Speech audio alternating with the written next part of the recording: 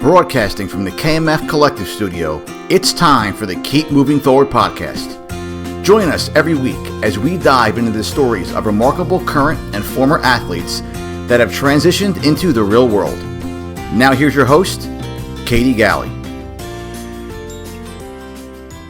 Hi everyone, and welcome to the 212th episode of the Keep Moving Forward podcast. I'm your host, Katie Galley.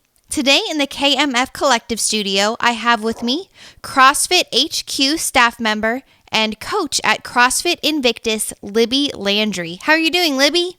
Hey, I'm good. How are you, Katie? I am doing awesome. Thank you so much for stopping by and sharing your story with us today.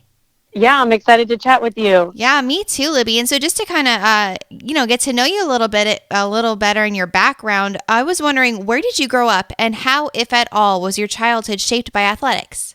Yeah, so I grew up in Baton Rouge, Louisiana. I'm currently in San Diego. And I played every sport under the sun growing up. So starting, I feel like as soon as I could walk. I had an older brother as well, and he's a year and a half older, and he played baseball competitively his entire life. And so I feel like I grew up basically at a ballpark. And so watching him play sports as well as playing my own. So softball, basketball, soccer, volleyball, swim team. I basically did everything. My parents had to have been crazy at the time for carting us around everywhere all those years. But ultimately basketball and soccer are kind of the two sports that I carried with me through high school. And so with those two sports, I mean, like you said, you grew up watching your brother play, you played all manner of sports. How did you kind of narrow it down to those two sports as you got into high school? So I picked up basketball so early on that it was kind of the game that I knew the best. And I was super passionate about basketball. Yeah. I used to foul out in the second quarter, when I was younger, in middle school, because I got so competitive and so into it, that I just left all my passion out on the court. Yeah. But I don't know that it was necessarily my best sport. I think I could have gone farther potentially with other ones, but I just knew the game and I loved it. And I was tall until high school, so that helped growing up. Yeah. Once everybody else hit their growth spurts, then not so much. Right. And then soccer I picked up later on, probably not until fourth grade.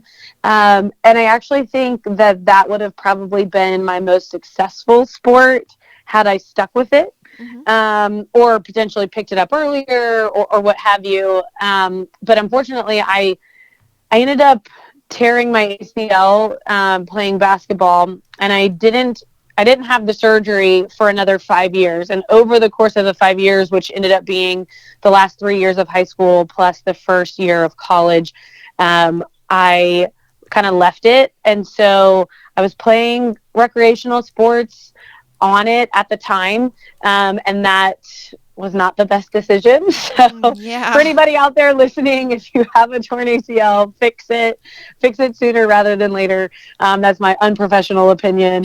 Yeah, so I kind of stopped playing competitively freshman, sophomore year of high school, and then I just played recreationally throughout college. Wow. And so was that solely because of the injury that you sustained, or did you decide you wanted to just go into playing rec in a club rather than trying to see what you could do at the next level? Yeah, I stopped because of the injury. Yeah. It just never felt right, but I don't know if I just didn't have a good kind of opinion from the doctors that I saw at the time about getting it fixed. And so it just never felt the same. I never had the same lateral movements. I never had the same kind of ability to go into a hard kind of stop or any kind of just aggressive movements. The impact movements never quite felt the same. So it would go through periods of feeling really good and then periods of super swollen and limited kind of in my flexion and extension through the knee. And so I would play, particularly soccer, But if I did anything on it that it was not happy with, then I would kind of feel the effects of that for like weeks or months at a time. Wow. And so, I mean, you just said that you maybe weren't guided right by a doctor, but did you know when it happened, did you know that you tore your ACL? Because I guess I thought that it hurts really badly, and that's something that you have to get. Sure. Yeah. I guess I thought you have to get surgery in order to repair it. So was it just you didn't know that it happened? I mean, I guess I wonder how it took so long in those 5 years before that next step was taken. Yeah, no, that's a good question. So I think I definitely knew in the moment. So I was playing basketball for my high school, and I went for a charge, and the girl cut. So I went, forward, and then she was coming down the left, and then she tried to cut right, but then her knee kind of ran into mine, and so I had this kind of like lateral movement shift inside. And I just felt like the shin and everything kind of sweep out from underneath me. And I knew 100% right then and there that something happened.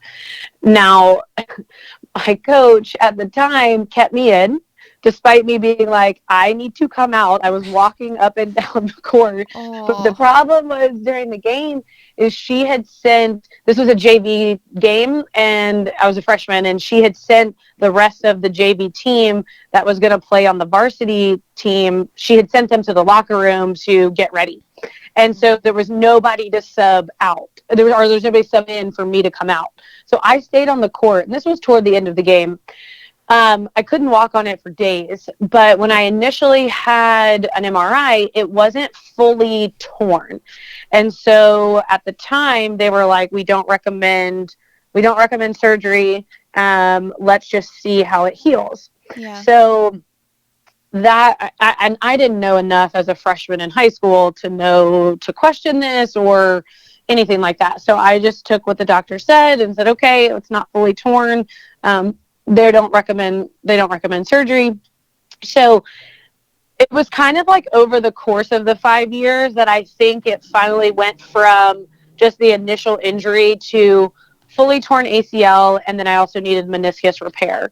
And that came from continuing to play soccer, continuing to play basketball, and having these little kind of micro injuries or flare-ups over the course of time. Mm-hmm. So again, I don't know if the initial consultation of not fully torn, don't repair it, if that was the best advice, or if that was all they knew to do, and it was just kind of over the course of time, I made the injury worse. Right. And that makes sense. I mean, just kind of in that not knowing, but then too, having it set you up then for just kind of dictating the rest of your athletic career. I mean, taking forward steps into high school and then deciding to play rec and continuing on into college. And so then for you, Libby, when all of that was happening, and kind of just figuring out what to do next, how hard was it to make that decision then to step away from playing basketball and soccer and in organized contacts and then continue on with rec? Did you have aspirations to go on to the collegiate level, maybe NCAA level, and play at that play there, or did you kind of let that go once you were injured? What was that kind of process and transition like for you? Yeah, I'm trying to think back to like 14-year-old me. I probably always thought that it would be like the coolest thing in the world to play for LSU. So that's where I went. That's where I did my undergraduate degree. I grew up bleeding purple and gold and went to every LSU football game, baseball game, basketball game with my dad, my brother, my grandfather. So that always was like a huge influence. I also don't know that I ever thought I was good enough to play at that level. Yeah. And so, for me, I was a freshman and I had gotten asked to play JV, and then I was going to get asked to play varsity. And so I think in the moment that was as far as my thoughts had gone, was, oh man, like that would have been so cool to be a freshman or a sophomore playing on the varsity team, like that in the moment felt like a huge accomplishment. But I think it's tough to say, like I said, I don't know that I felt like I was good enough at the time at basketball to play beyond the high school level. But looking back, I think with some, if I had given as much to soccer as I did to basketball, I actually think I could have played beyond high school. And that's something I'll never know. And that's okay. I've obviously accepted that over time. I think the biggest thing I wish for now is that I still had the ability to play those two sports, particularly soccer. I miss that a lot. But the knee, I just know the knee is not in the condition that it needs to be. And it's not worth the risk of re-tearing it just to be able to play. So unfortunately. Right. And I think I love too what you said, though. It's not about, you can reflect back and kind of, and wish for something that, didn't happen, or wish for things to have been different, but you don't regret it. You had great experiences when you did play, and then you went forward. You can reflect back fondly. And so Libby, then fast forwarding, like you said, you did end up going to LSU for undergrad and pursuing that, continuing on, you said, to play some rec sports. So in that phase from transition from high school to college, did you have aspirations to stay in the sporting world in some context, or did you go to school to study something completely different? Yeah, so this kind of like, I'm 30 now, so this kind of like latter, third of my life has been a lot of like transitioning back into just let's say the fitness world in general. And so when I went to college, I as an 18-year-old, didn't know what I wanted to do necessarily, but I was like, well, you know what? Like, I'm extroverted. I like working with people, so I'm going to go into communications. And I studied advertising, public relations, social media. That was kind of taking off at the time. And I thought that was going to kind of be my path. And while I was in college, I played for the rec soccer team for a couple of seasons. But beyond that, I kind of took a couple of years, maybe like the first year or two of college, off entirely from exercise, and then was like, wait, what am I doing? This is so important. Yeah. And I miss being active. I miss being, a part of a team. I miss the camaraderie. And so it took me some time to kind of get back into that kind of world of like being on a team sport. So that's kind of where the rec soccer league came in. And that was so much fun. And again, I wish I could have maybe played harder and been more involved than I was. It was just, again, like, my knee just did not have plans for that. I'll pause there because that kind of takes me through my like kind of 18 to 21, 22 college years. Yeah. And it makes sense too to want to continue your athletic path in some way. So playing rec sports, and then two, recognizing in yourself being extroverted, wanting to see what this communication path could lead. And then, two, with kind of the coming up of social media in that big way, trying to get it on the forefront of that. And so Libby, from there, going through college, you said you did your undergrad. Did you pursue a master's? Did you go to graduate school then after that? Yeah, so I have a couple of years kind of in between. So I graduated college, and then I moved to New Orleans, and I started doing like wedding and event planning. And, it felt like it matched what I went to school for. It matched my personality. It kind of hit some of those boxes on the checklist that I thought were like, okay, this is what suits me, my personality for a career. And so kind of at that time, I was doing that. And then I drove past, I kept every day to and from work. I drove past this warehouse that had a sign outside of it that said Big Easy CrossFit, but I never saw the doors open. I never saw any cars there. And I was like, oh man, I wonder if that closed down. And this was right at the same time as the CrossFit Games were being aired on TV. And so this had to have been maybe 2012. And so I finally called the number that was on the sign. And this was at like 8 a.m. one day on my way to work. And I woke up the person on the other line, and I was like, oh, I'm so sorry. I was looking for Big Easy CrossFit. And he was like, no, this is it. We haven't opened yet, but we're opening next week. And I was like, oh, wow, perfect. I'm in. And I was, I was terrified. Like, I had only seen what you would see on TV. And I had in my head, like, oh my God, everybody just throws up everywhere. And it's so hard. And I've kind of been out of athletics, like on and off for the past 4 years. So I wasn't super confident kind of in my abilities at that time. And so I just showed up to his gym the next week, and it was 6:00 in the morning, and I had never gotten up that early to work out. And so I jumped right in. I dove right into kind of that world. And so that, for about 3 years, I lived in New Orleans, and I did kind of wedding and event planning part-time. And then I did CrossFit as well as CrossFit coaching part-time for a period of about 3 years. So from about 22 to 25. And so, I mean, Libby, it's one thing to drive past a place and be curious, but then it's another thing to pick up the phone, call, and then decide, okay, like I want to do this, whatever this is.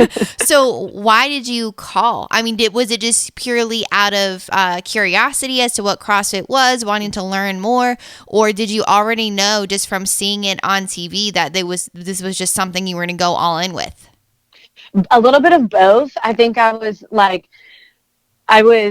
intrigued, and I had a friend at the time that had gone and done one class, and they were like, oh, you wouldn't be able to do it. And so I was like, oh, really? I'll show you. Of course. So that kind of like reignited that little competitive spark in me, which I hadn't felt for a really long time. And so it was a combination of, hey, what is this? I'm curious. I also loved the logo. And so from like a branding perspective, and having just finished my communications degree, I was like, oh, I really like the design there. And then, of course, someone telling me that they didn't think I could make it through a class. Right. Yeah, so that was kind of my impetus. That was my motivation for calling that day. Yeah, I love that. I mean, one, the curiosity, two, that it's cool, like seeing a logo and being drawn in by that. That's, I mean, just from a basic standpoint, that's pretty telling that branding, marketing works. I mean, you were drawn in by something that looked cool. You were interested by it. But then two, of course, having someone challenge you and your competitiveness. You're like, of course, I'm going to step up to this challenge. Yeah. I don't even know what it entails, but I'm going to do it. Exactly. I mean, you hit the nail on the head with that part. It was like, I can do it. And I was like, wait, what am I going to have to do? Right, exactly. But it doesn't matter because you're going to still do it. You have to prove that you can. Exactly. And so, Libby, I mean, from there, obviously you went in and like you said, you loved it, and it was just reinvigorated that competitive passion for you. And so then taking that next step further, though, deciding that you wanted to coach, what prompted that? I mean, it's one thing to, want to be an athlete and compete. It's another thing entirely to want to, coach others and guide them too. So how did you make that transition, and what made you decide to start coaching? Yeah, so I realized fairly early on, I mean, I did kind of what everybody does where they drink the Kool-Aid. And so I was 100% bought in. I was into it. It hit my kind of need for socializing. It hit that my competitiveness. And then I just felt good, doing it. I realized after some time of working in like the wedding industry that I liked serving people, but in certain ways, right? Or in certain populations of people. And it didn't feel like I was living my like truest best life to be bending over backwards for people's events, but bending over backwards to improve somebody's health and well-being. That's what I got excited about. That I felt kind of like called to help people along their journey, because I realized over a very short period of time, maybe a year and a half of doing CrossFit, that how much it impacted my life, and how, it can build confidence and self-esteem. And it changed my way of eating, which impacted so many problems that I had growing up with like digestive issues and things like that. So I just saw the impact that it had on me, and I was like, I want to pay it forward, and I want to serve people and help people in this way. So I approached my gym owner at the time, and again, this is about a year into doing CrossFit, so maybe around like again, 2012, 2013 at this point, and said, hey, I'm interested in coaching. And he was like, I'd love to have you. We need a female coach. You know the community. You're interested in doing it. So it just kind of, the stars aligned. I ended up going to CrossFit Invoke, which is in Raleigh, North Carolina. At the time, seminars were very few and far between. So 8 years ago, they just weren't doing the volume of seminars that they're doing now. And so that was honestly like the closest one for a long time. And so I made the trek over to North Carolina, did my level 1, came back, started coaching. I'm sure I was a terrible coach. Like eight years ago, just jumping in, and again with no kind of formal education on, I didn't have like a kinesiology degree or anything like that. And so I was just kind of going based on what I knew growing up in sports and what I learned at the level 1 and what I continued to learn, as I launched into my coaching career. Mm-hmm. Yeah. Keep going. Sorry. Yeah. No. I think that's a good pause. Yeah. Yeah. I mean, I love that you, like you said, you drank the Kool-Aid, but then it was more than that because you were invigorated by, I love the way you said it, bending over backwards to help someone with their health and well-being. That was worth it to you. So you would have, gone above and beyond to do that for someone. And so that being your driving force behind wanting to start coaching. And so fast forward, then you go to get your level 1, obviously pass it, start coaching. How did that kind of set you up then for the trajectory that you're on now? So you coached at that gym for 3 years, and then how did it kind of set you on this coaching path? How did you see yourself growing in it? What happened next?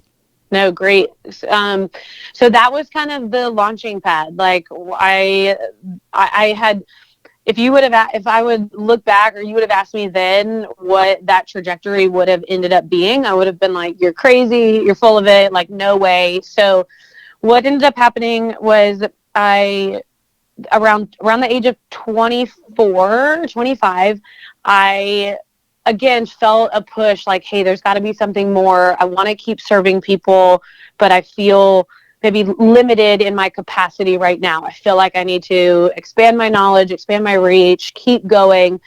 And so I started looking into going back to school and decided on doing a master's in public health. And I was like, oh, these are kind of very complementary fields, fitness as well as health, like they can support each other. So I knew that I wanted to do that. And I knew that I wanted to get out of Louisiana just for the pure sake of like, hey, I want to see what else is out there in the world. And so I got into school. I applied to 2 schools, one in Colorado, one in San Diego. I got into both. I made the decision to go to sunshine and the beach versus sunshine in the mountains. Yeah. And so I moved to San Diego. So that would be 5 years ago this summer. And I started my my master's in public health. And while I was doing that, I took on just a part-time coaching job at a little gym here in San Diego. And so it kind of, I don't know that I necessarily would have said that coaching was going to become my career path. It just kind of evolved that way. And so one kind of thing led to another. And so the very kind of brief synopsis of that story is I started out at this gym called Fathom CrossFit. Amazing place, great people. It really felt like home back in Louisiana. I had such a good community at my CrossFit gym there. And so it felt good. It felt like the right place. And over the course of 2 years, I was coaching part-time to coaching full-time to becoming the general manager to at the same time meeting someone on seminar staff. He ended up joining our gym. And that was like purely serendipitous and also stressful because I was like, oh my gosh, I'm not qualified to coach this guy. He's been on seminar staff for 10 years. What's he going to think of my coaching? I went through this like imposter syndrome, doubt, like phase of doubt of I shouldn't be here. And lo and behold, he approaches me after some time of being a member and says, you need to intern for staff. I really think you would be a good fit. And I was like, huh? I like don't even know what, like I didn't even know what to say, and I was completely like, no way, it's not possible. He was like, study for your level 3 and let's see what happens. And so at the time I had my level 2, and just for anybody listening, you have to have a minimum of your level 3 to be considered for staff. So to even intern, that's the base requirement. So I studied for months. I ended up passing the test. And at the time, so this would have been a little over 2 years ago now, they weren't hiring. And I was so bummed. Yeah. I was like, oh man, like, but then, I looked at it from a perspective of, okay, no big deal. I just learned so much information. I spent months studying this curriculum and diving deep into this methodology, and I came away as a much better human and coach. And so, like, even if nothing had come from it, I know that I would have looked back on that time as time well spent. Mm-hmm. But then a few months later, he said, okay, we are hiring and we'd like to intern you. And I, once again, like, was like, oh my God, what am I getting myself into? It felt like the first day of CrossFit all over again, right? Yeah. Where I'm like, I don't know what I'm about to do, but I'm going to do it, Yeah, go ahead. No, I mean, I love that because it's true. I mean, anytime you take that next step, I mean, because you'd been in CrossFit for a while, and I mean, taking the huge leap of I'm going to take and I'm going to pass my level 3, that's a huge monumental step in and of itself. But then to still feel again like you're back to the basics, back in the beginning, even though you've crossed all these barriers, just to feel like you're back to step 1 again when you start to intern with CrossFit HQ. And I mean, I love hearing that because it's just, I think you can approach pretty much life in general in that way, but CrossFit really does allow that to happen where there's so many steps you can take, so many opportunities for growth and learning, and it's limitless. You just have to keep pushing and like you did, walk through those doors of opportunity even when you're hesitant and have no idea what's going to come next, just being willing to see what happens. Absolutely. No, you're spot on. Like, I think it's a totally valuable lesson. Like, hey, just because something might seem out of reach or hard or scary, there's no reason not to try and do it, right? At least see what happens. But that obviously in the moment, you're like, I can't do it. So that took some like kind of convincing myself. And I had so many positive influences and resources during that time that I'm super grateful for. And I've always felt like, hey, I want to pay it forward, because I had people kind of shepherding me through that process. So I interned, and that is a very rigorous process. And so you attend a level 1, and on the first one, you just watch. And then on the second one, you get to teach 3 of the 9 movements, and you get feedback, and they want to just see how you interact with participants, how you coach, how you take feedback, can you implement it, how well do you get along with the other staff members. And so then on the third one, you teach all of the 9 foundational movements, and then and then sometimes people have to go through a 4th session, a 4th seminar. And then then Dave and Nicole, who run the training department, decide based on the feedback that was given, hey, we're going to offer you the position, come back in 6 months to a year, or, this probably just isn't the path for you. And so I made it through after the 3rd time, and it was one of the best feelings I've ever had. It felt just, again, unreal in the moment.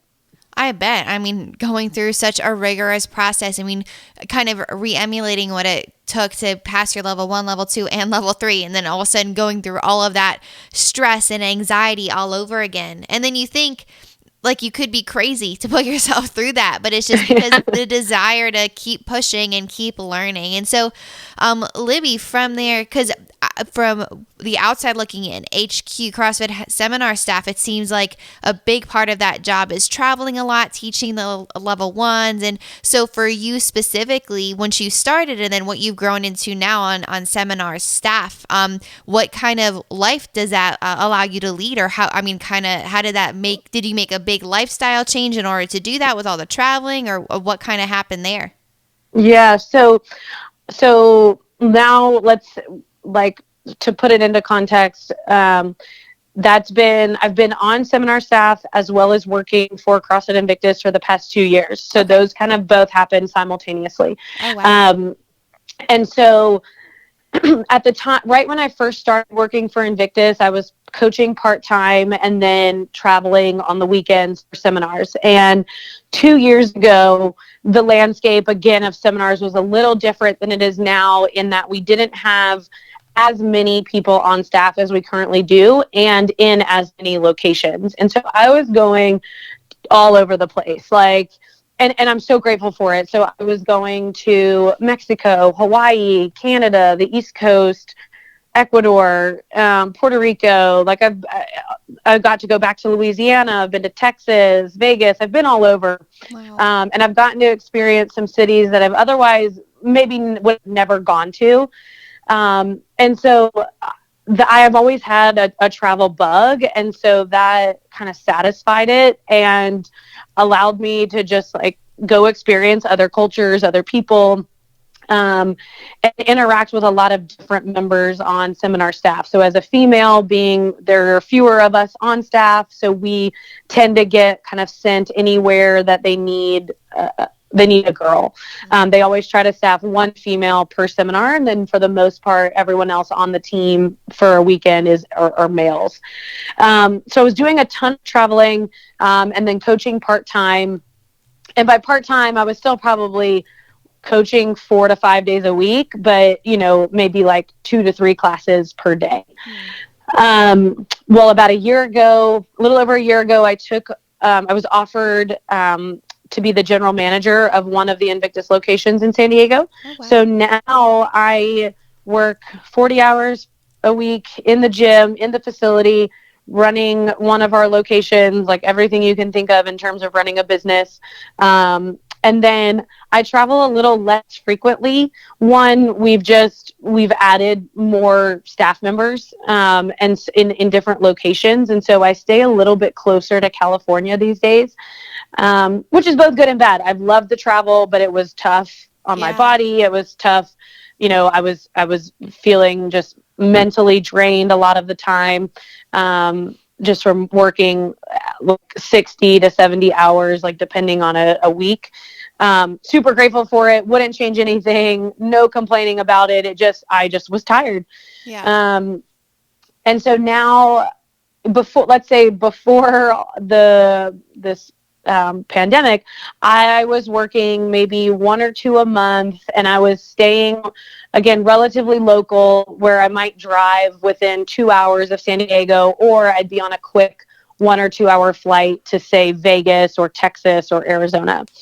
And so that's kind of my life now. I was supposed to work 2 seminars in April. One was going to be in Tucson. One was going to be in San Diego. Those have been rescheduled due to the current situation. So, of course, I'm bummed for that. I'm bummed for those participants who might have been super excited to get their level ones, that they don't have that opportunity in this moment like they were hoping for.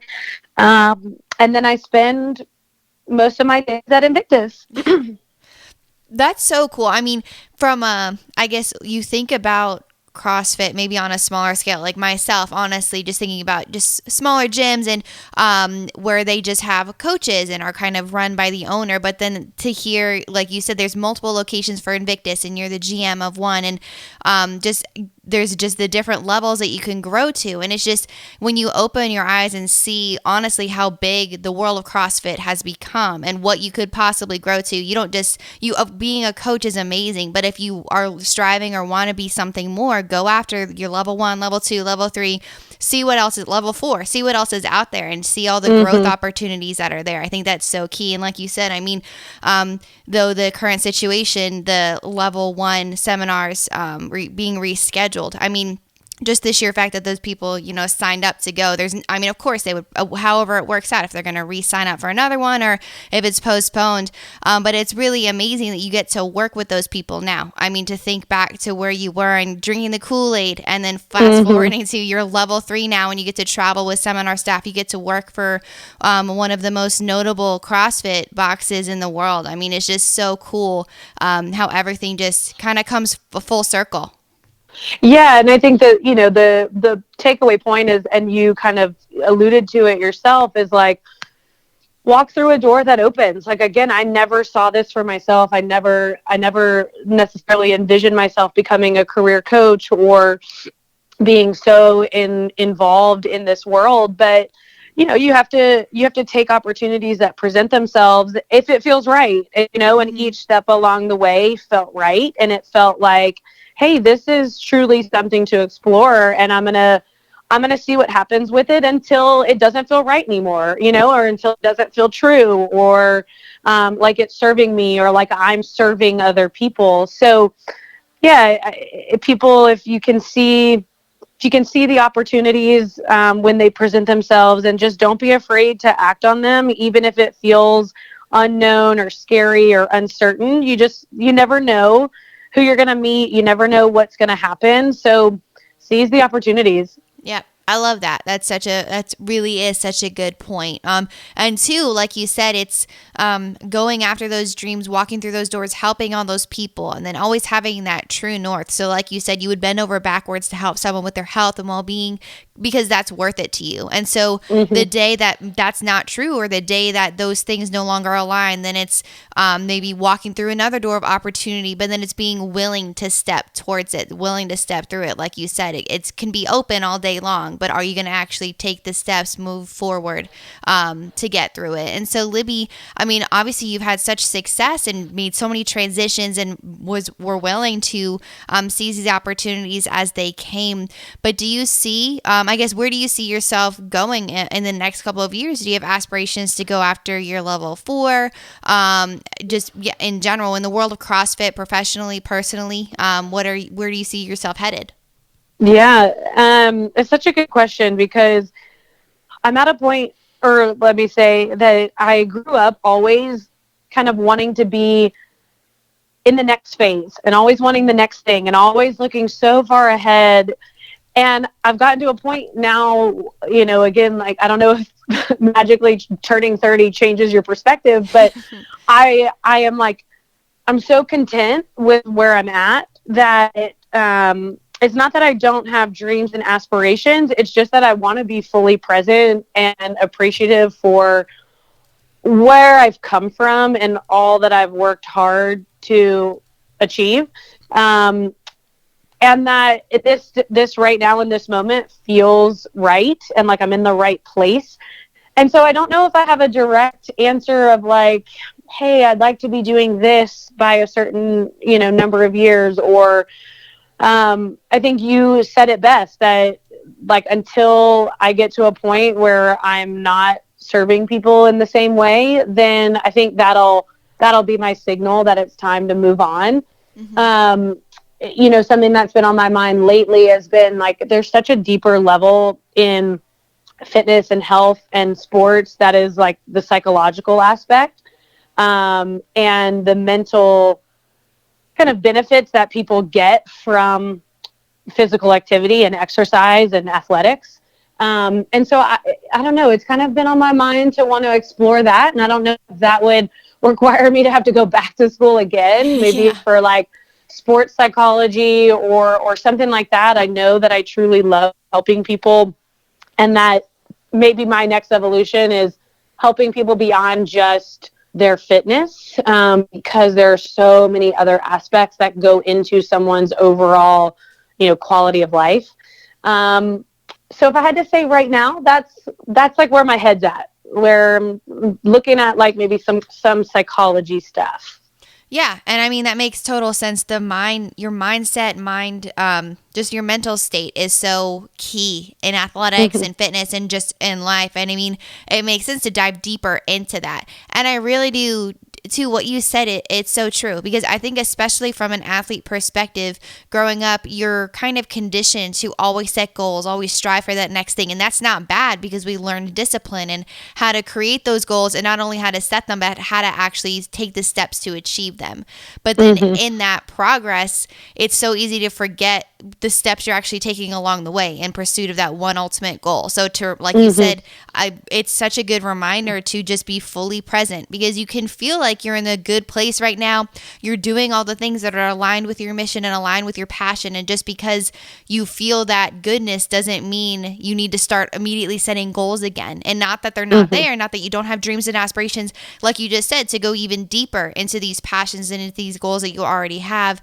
But it's just remembering to live in the moments as well, and to be present with the people that you are aspiring to help. Yeah, absolutely. That's great. And so, Libby, I mean, so with that, looking forward, knowing that you have these goals and that you're going in on them and you're going to help so many more people, and reflecting back and seeing how far you've come in your own journeys, and now being able to lend that to the experiences of others and helping them in their own paths as well. I just have one final question that I ask all of my interviewees. What do you want to be remembered for? Oh, that gave me chills. Just, I want to be remembered for making people, or allowing people to be themselves in my presence, and creating space for people to feel comfort, and for people to feel safe, and that I want people to be their truest self, whatever that means for them. You know, like to me, there is no normal. There is only slightly more accepted versions of weird. And so I want people to truly, I want to have an impact on people where they feel like, yeah, I could be myself around her. And I truly felt accepted for who I am by her. Thank you all for tuning in. I hope you enjoyed today's episode. To learn more about our guest, check out the show notes at keepmovingforward.us. While you're there, go ahead and subscribe to our newsletter to stay up to date on all things coming out of the KMF Collective Studio. Always remember, you can beat the odds and go the distance if only you keep moving forward.